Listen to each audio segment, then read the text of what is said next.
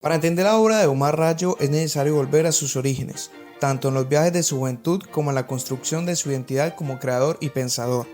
En el curso de su vida se tornó cada vez más vehemente su autodefinición como latinoamericano y, específicamente, como colombiano. A medida que viajaba por el mundo afirmaba que esta identidad, con la conciencia de su pertenencia a una historia y una etnicidad que se traducían en su propia producción artística. El concepto de la huella es una característica de su obra gráfica, ya que el intaglio es el revés de la huella. Además, en la pintura trabajaba un relieve ilusorio a través de la sombra y el notorio juego de presencia y ausencia, derecho y revés en sus pinturas. La huella es un tema, pero es más un signo de identidad. El ADN también se puede describir como la huella ancestral de un ser humano. Fue en su viaje por Sudamérica que el joven Omar se encontró con un pasado que trascendía la vida ya vivida y la de su familia roldarillense. Entre 1954 y 1958 hizo un peregrinaje que replicaba a la inversa el del Che Guevara en su moto desde Argentina. Llevaba en su equipaje de mochilero, quien se detenía donde le tocaba, las obras de bejuquismo y caricatura que había hecho en Colombia.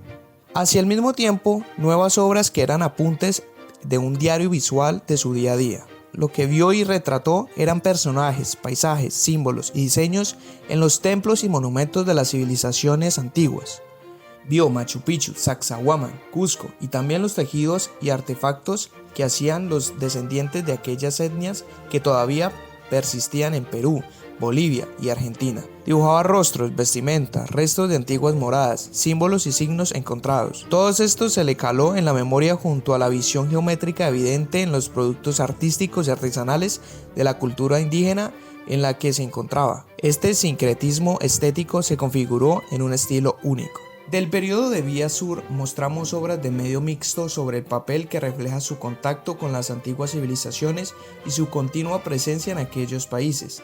Figuras antropomorfas o zoomorfas geometrizadas en dioses, hombres, mujeres y niños con su atuendo tradicional, rostros que se convierten en deidades solares y lunares. Las geometrías nativas surgían tanto en su arquitectura, adornos arquitectónicos, tótems y estatuas, como los tejidos, canastos y bordados. El tejido devino el origen de muchas de sus obras posteriores que empieza a crear después de aquel viaje seminal por los países del sur, ya en México 1958 o en New York. Su estilo se volvió cada vez más geométrico y aunque parecía abstracto podemos notar los referentes indígenas. Mostramos aquí algunas pinturas de esta época que incluyen referencias a alfabetos de símbolos misteriosos claramente relacionados con los símbolos precolombinos y dos obras que buscan crear un volumen real con cartones pegados a paintboard que representan las calaveras características de la iconografía precolombina y actual de México, así como los relieves dedicados al sol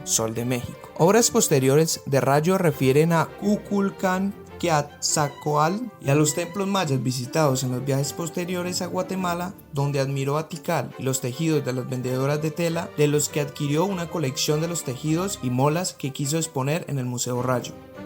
De su viaje al Perú y Bolivia, asimiló no solo las telas paracas y los enormes dibujos de tierra, sino a los quipus, a los que dedicó toda una serie de pinturas en los 80 y hasta los 90. Coinciden estos acrílicos con una de las series más puras de intaglios, los nudobilia. El nudoquipu es un alfabeto indescriptible para nosotros y un sistema matemático. Al estudiar la obra pictórica, incluyendo los primeros grabados en metal, queda clara su conciencia de una identificación con la historia de sus ancestros precolombinos y su admiración de su arte y cultura. Pintaba y grababa por series que a veces corrían paralelas, que se referían a diferentes propuestas estéticas, colores y experiencias. Se destacan entre las series de los 70 y 80 muchas obras con títulos de diferentes culturas indígenas colombianas: Piaroa, Emberacatio, Kamsa, Guambiano, Arhuaco, Pijao, Guayú. Los títulos los puso adrede para responder a la ignorancia tanto del norte como de Latinoamérica de su propia riqueza histórica. En las inauguraciones se enojaba con las personas que no sabían qué querían decir estas palabras. Las obras tienen una dignidad y una presencia que indican lo que Omar Rayo sentía por su tema. Unos como Arhuaco y la semilla del sol claramente se refieren a la orfebrería que tanto admiraba. Los cuadros irregulares asemejan pectorales, poporos y otros objetos. Otros son tejidos de colores como las telas sagradas. Muchos son irregulares que surgieron figuras sagradas, rituales o tótems, una cuna cuna de mimbre, un tejido que contiene la noche. Verlos unidos en dos salas con sus hermanos y hermanas centro y suramericanas es asistir a un ritual de paz donde las raíces de las grandes ceibas se unen y los árboles empiezan a girar en la danza del uso de sus volantes de Huaracán. Rayo sentía en sí mismo la huella invertida que dejaron sus abuelos.